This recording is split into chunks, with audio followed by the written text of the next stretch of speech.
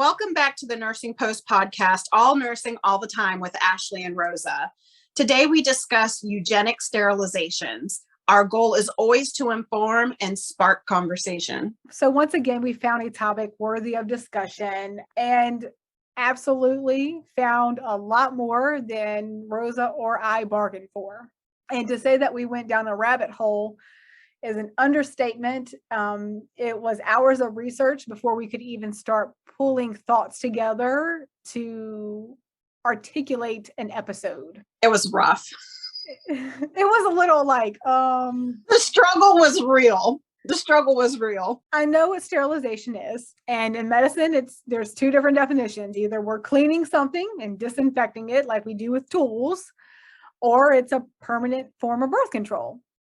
I absolutely understood when we were talking about doing this topic, I kind of had a thought process of what I was going to find.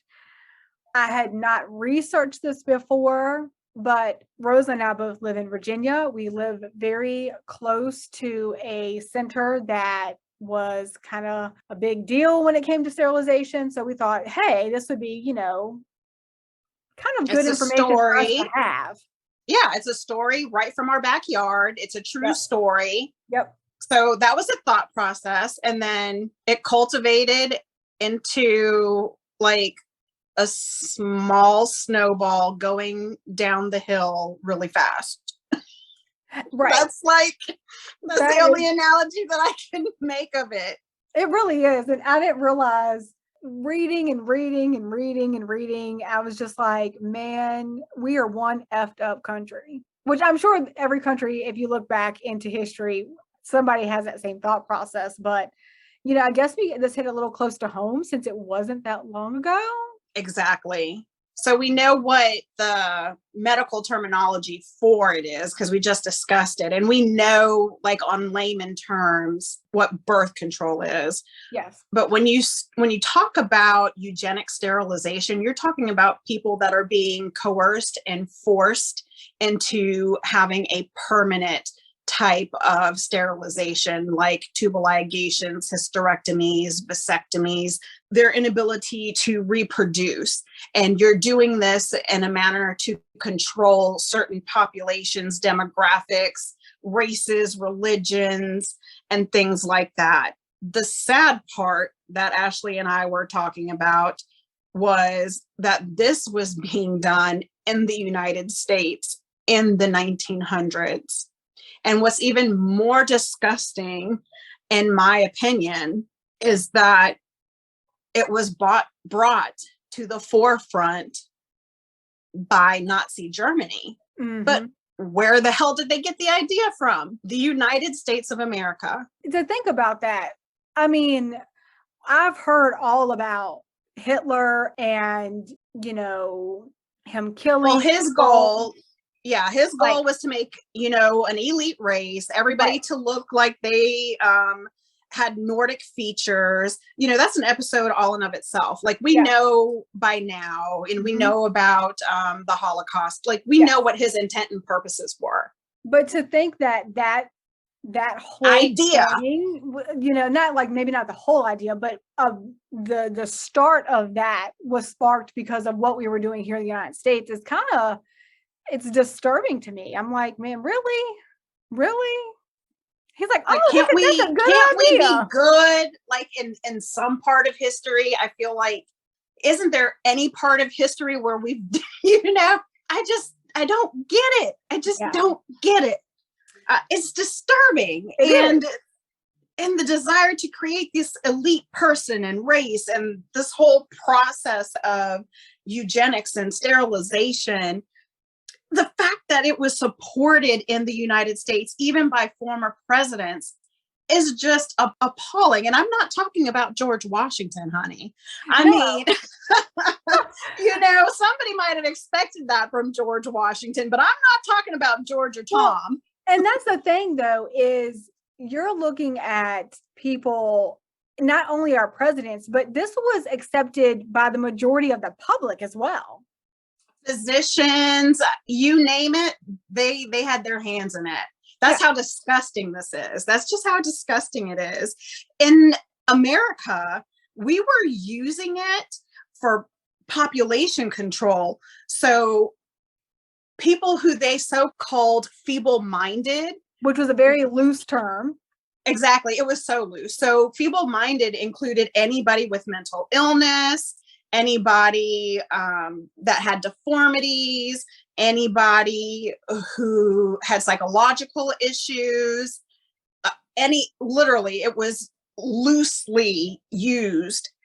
If you were a prisoner, if you were poor, if you were from a certain ethnic group, race, or if you were from an indigenous group as well, you were unfortunately targeted as part of this eugenic sterilization, and at the time was favored and okay. Yes. Of course, we have numbers. We always have numbers. Unfortunately, there weren't as many numbers as we usually have. Right. But we do have some numbers here and then a little bit as we go along. Statistics, 70,000 forced sterilizations have occurred since 1920 in the United States. Some sources even say 100 to 150, because let's be for real, this started in 1907 or something like that. Mm-hmm. I'm pretty sure they weren't the best at record keeping. No, when you're not doing something that's really legal, do you or ethical? Do you want to keep the best records? No, not so much. In 1907, the first forced sterilization law was actually passed in Indiana. Forced sterilization continued in California until 2010. That was no joke, just 12 years ago. Mm-hmm. Like, no joke. Like, my son is 15. Yeah. No, this is what's kind of crazy to me. One of the places, we're going to talk about two specific places that hit close to home for Rosa and I. One is the Central Virginia Training Center. Have you ever been to that center, the Central Virginia Training Center? Did you ever do like clinicals and rotations through there? No, I did mine in a facility that was for mentally ill patients that were no longer in prison, who had been in prison for some type of sexual assault or sexual abuse. Mm-hmm. It was kind of, I guess, an alternative to the training center, which is not the same as the training. Like, I've been to the training center, but I've never been in there. It's very close by to where both Rosa and I live. And I did rotations through there. And they just recently closed. They did. And I will say, in my opinion, based on today's standards, that type of facility is very much needed, because when it did close, it left a lot of patients without anywhere else to go. Yeah, I think that there should have been a revamping versus a closure. Which we can talk about that a little later on, but that's a whole nother episode too. It really is. But from what I knew of the training center, and that's what we call it around here, just a training center, it was for mentally ill patients who could no longer be cared for at home. And this or people with extreme deformities. Yeah. I saw all types in there. Yes. So, and this is a wide range of level of care as well. It wasn't narrowed. I mean, some people that were very high functioning and some that were complete care. Absolutely. All gambits. Like Rosa had said, I really was stunned on where to even start. And so I tried to kind of go back to the beginning, because I really, Rosa and I both kind of were just paralyzed with information. I think it was so much, I didn't even realize it. So you texted me and I was like, Google these words. Yes. That's how shell-shocked I was. Yeah. And in 1924, the Eugenical Sterilization Act was signed into law. My first question was, how in the world does something like that get signed into law? 1924, that's about 100 years ago, 98 years ago to be exact. I'm like, maybe I'm expecting a lot out of people, but like, whatever. So I looked into that, and actually it was tagged on to another law, and it was done purposefully so that way the bill would pass without any hesitation. And what bill would you ask that was tagged on to? But was the Racial Integrity Act. And I'm like, well, what the hell is that? And that was a law. Now, given this was 1924, so things were different. Times have changed some. But at that point, and this was in the state of Virginia where we reside, it was, quote, unlawful for any white person in Virginia to marry any person save a white person, end quote. Pretty much, if you were white, you can only marry white. And if you married anything else, it was illegal. Yeah, they would actually put you in jail. There's legit true story movies about this in our state of Virginia. I'm just like, so that was like, okay. So I could see 100 years ago, a lot has happened in our country in 100 years where people will be like, yeah, I'm all for that, because really, and I say this as a white person, I'm probably going to get backlash for it, but I think that there was a large mindset of we got to keep this race in a certain way. And it was frowned upon for you to mix colors because then it wasn't as pure, I guess, was the thought process. Which to say that even out loud is weird to me, just because you're the total opposite of that. I didn't grow up like that. So it's odd, but in the 20s, I could see where that law would easily have passed and nobody ever thought twice about looking into the Sterilization Act. Well, you know how I feel about there's always politics in medicine. Yes. I've always felt that way. And this is a prime example. And this happens today, like tagging these laws on like this so people don't see them is absolutely something that happens today. Yeah, you have to read the fine print. And you have to read the fine print. Rose and I could probably talk about that for days. So we'll just, keep our head on straight. This is why we call it a rabbit hole. So at this training center, the Supreme Court had a ruling that caused like this massive increase in sterilization.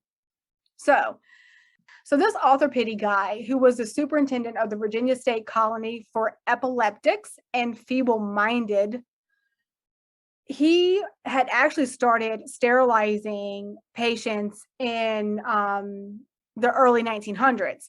He ended up being sued in 1917. So he was like, okay, let me pump my brakes and not do this anymore, because although he won it, it was a very kind of hazy law.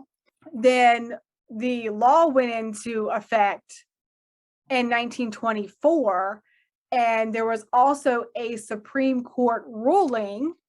It was Bell versus Buck. You can look it up. Nonetheless, this woman's mother was already a patient at the training center, and she had went to a family's house. They adopted her, took her in, took care of her. She was raped by a family member within the house, ended up getting pregnant. The family was like, oh, this is terrible. This is like, bad publicity. So they ended up saying that something was wrong with the girl. And because she had a child out of wedlock, she was sent to this colony in Lynchburg, where she was at that point on this Arthur Pitty's radar. And he goes, oh, I have a mom that is feeble-minded. Now I have the daughter who actually was not feeble-minded. She was actually completely fine. She had a daughter out of wedlock because she was raped. Yeah, and I know it wasn't by choice. Right. Yeah. And so she had a daughter. He goes and pretty much puts this whole elaborate thing together with people that he knew, because he wanted to ramp up his sterilization business, because he wanted to make this elite white race where he got rid of all the poor, feeble-minded people that had hereditary issues, like you name, like anything was wrong with you and he felt that you weren't fit, then he wanted to sterilize you. So he's like, oh, this is a great, like, way to get into this. So he pretty much puts this thing together, has his little girl. He ends up Supreme Court ruling where he was able to sterilize this young girl who had nothing wrong with her, because all these people said she was feeble-minded. And a nurse made a comment that there was something off with the baby, who was like 6 months old. And the Supreme Court judge was like, 3 generations of feeble-mindedness is enough. Sterilize them. And that was it. Well, then after that, this guy was like, hell yeah, now I can do Well, he just got the green light. Because it took in-house doctors to say, hey, you know, you have an in-house doctor, educator, nurse, and they're like, hey, if we consider them feeble-minded for whatever reason, like I said, that term was very loose, then they were sterilizing people. And it was just not right. He wanted a superior race.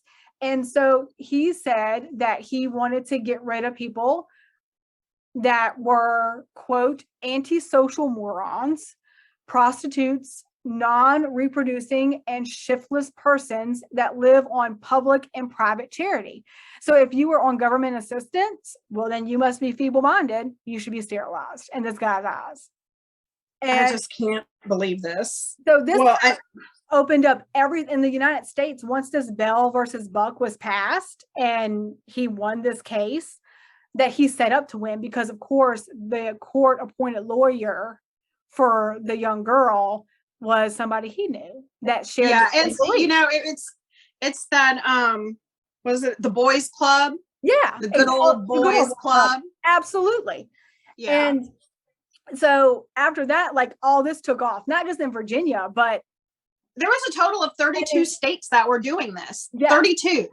So in Virginia, 8,300 approximately, because we don't have definite numbers, people were sterilized. Just at the training center was 3,800. That's almost half. At that one center. Almost half. Yeah. And that, guys, is like in our backyard, literally in our backyard. Like, I did rotations and clinicals there. Yeah, absolutely. Like, we know where that's at. Like, it's not like, oh, that's somewhere in the state. Like, I'm like, no, like, that's like throw a rock and we can hit it kind of thing. Exactly. Literally the backyard. And the fact that 62% of the people that were sterilized were, of course, women, well, you know, which is so sexist, which I'm not surprised. Good old boys club, you know. And then the men who were sterilized, a lot of them were sterilized. They pretty much were sterilized and then were like almost like slave workers and laborers. They worked for 25 cents a week.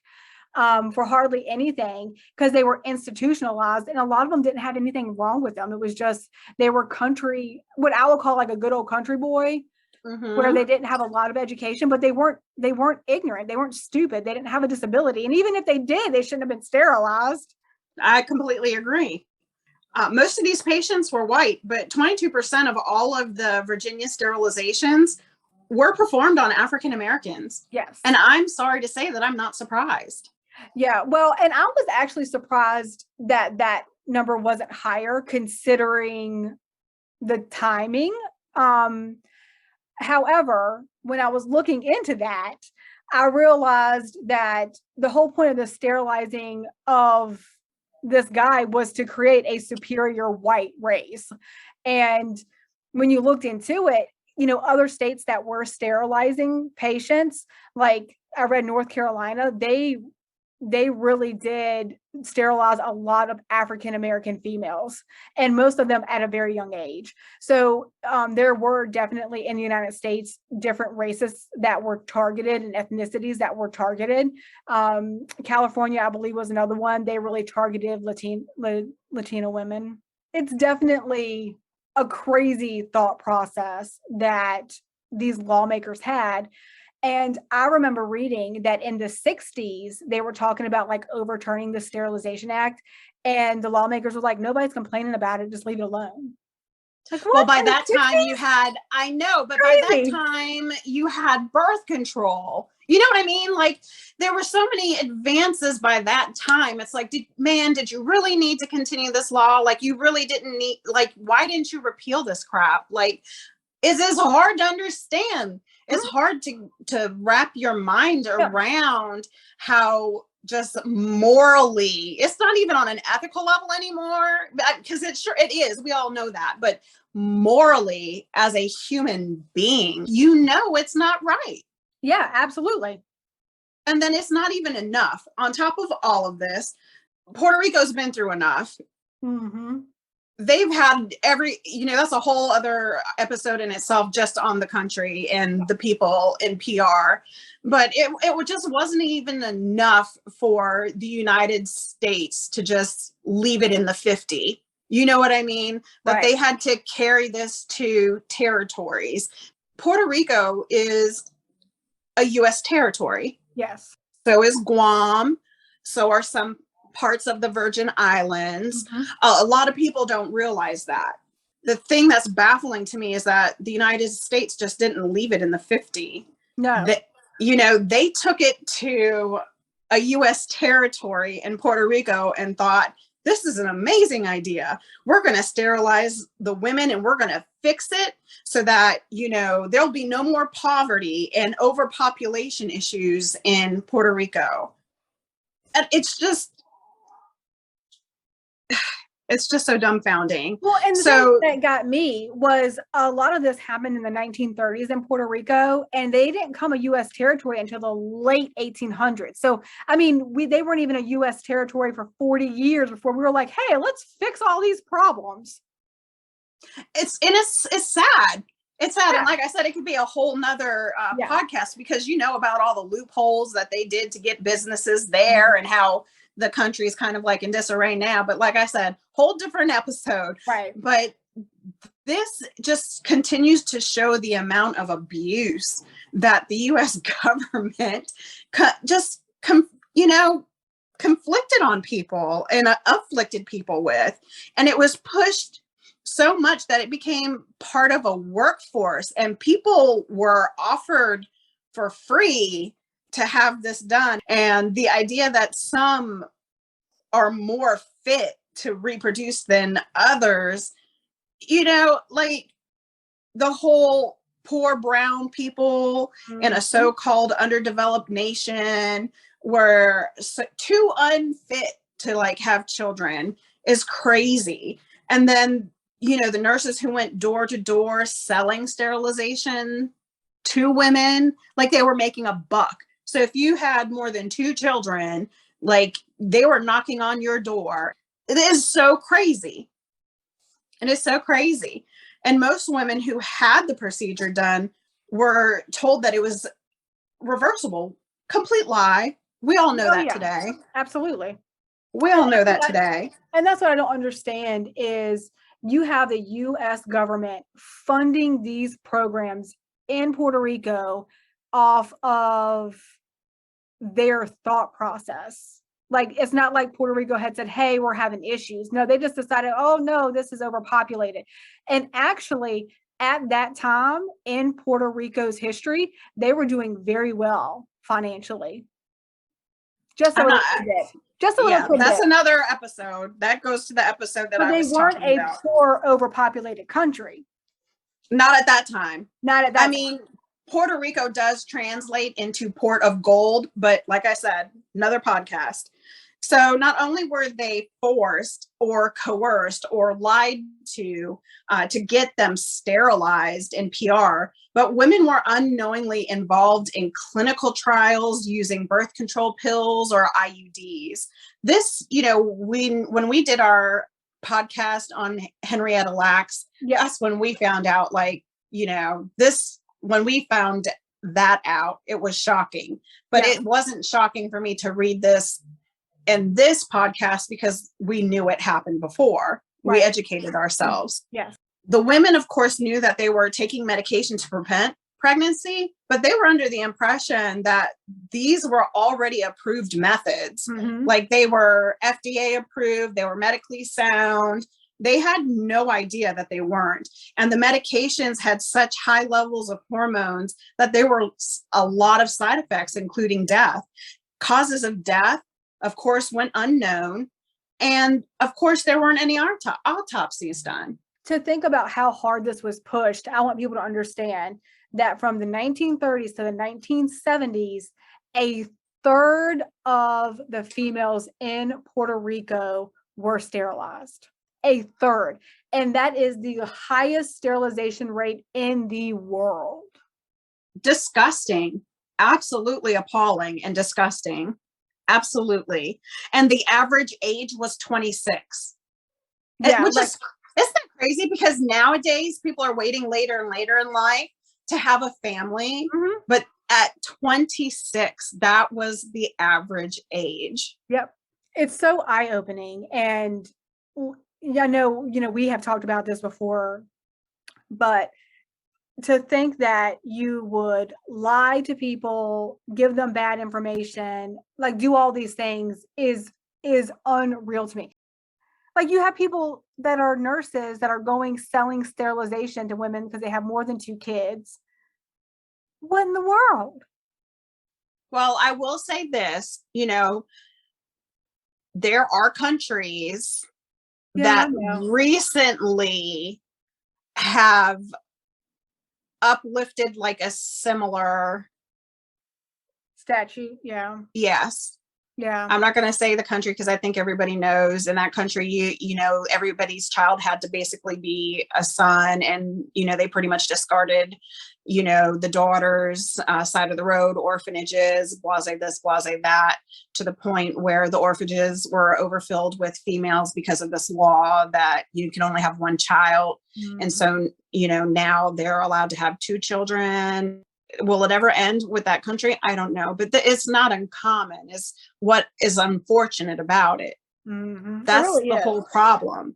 And, forcing somebody to be sterilized or taking away their choices and options dehumanizes them, Mm-hmm. When somebody deems you less than or unworthy to have a child or have a family, that's just an elitist way of thinking, to say you're not smart enough, you're not the right race, you're not the right religion, you're not the right sex. Like I said, you're not a male. The end result is the same. It's ignorance, and it's disproportionate. It was disproportionate among many minority groups. Yes, absolutely it was. It's sad to say we're in 2022, and I wish I could be like, oh, this is a thing of the past. It's been years ago. But I mean, birth control was developed in the 60s and 70s. We saw forced sterilization well beyond that, although we could put people on birth control and prevent them from getting pregnant. And then it still is continuing in many other countries. You have China, the Czech Republic, Africa, India, and even still here in the United States. There are even problems of forced sterilization within ICE centers in 2020 and here in the United States.